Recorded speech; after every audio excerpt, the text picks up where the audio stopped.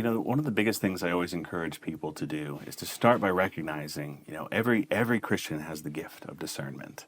And whether now some of us might have that in a different portion, some of us might have different levels of experience with that gift, but every single one of us has the gift of discernment. And so even though there are those who are maybe born with a natural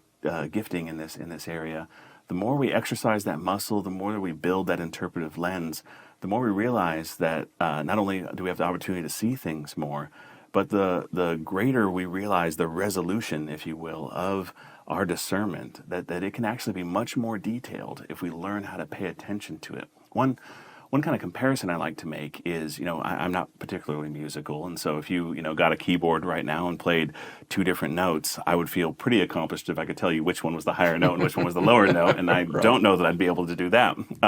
Yet there are people, I'm sure people watching this right now, that if we played a note right now, they would know precisely what note that is, precisely what key it is.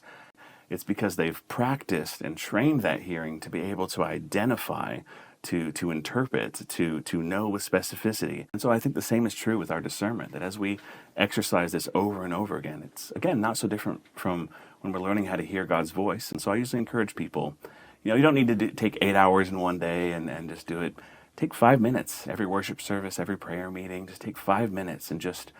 focus in on those senses